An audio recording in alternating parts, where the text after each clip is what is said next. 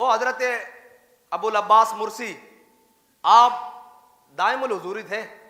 آپ کو ہر وقت امام الانبیاء صلی اللہ تعالیٰ علیہ وسلم کی زیارت ہوتی اور جاگتے ہوئے ہوتی. ایک شخص آیا آپ کے پاس, وہ آپ کو بادشاہ کے پاس لے گیا. اس نے کہا جی میرا ذاتی کام ہے, آپ بادشاہ کے پاس چلیں. آپ اس کے ساتھ چلے گئے بادشاہ کے پاس. جب پہنچے نا تو بادشاہ نے کہا ابو العباس مرسی جیسا شیخ میرے دروازے پر آ گیا ہے. وہ اٹھا, اس نے اپنی کرسی چھوڑی اور اپنی کرسی پر بٹھا دیا, اور جناب بڑی عزت بڑی آؤ بھگت کی, کام بھی سارے کیے.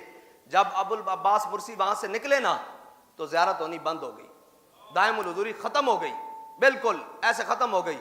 وہ تو رونا شروع ہو گئے, یہ کیا بن گیا؟ روتے رہے حضور کی بارگاہ میں مناجات, التجائیں, تمنائیں کرتے رہے حضور کی بارگاہ میں, یا رسول اللہ کیا غلطی ہو گئی, کیا معاملات ہو گئے. لیکن امام الانبیاء نے زیارت نہیں کروائی.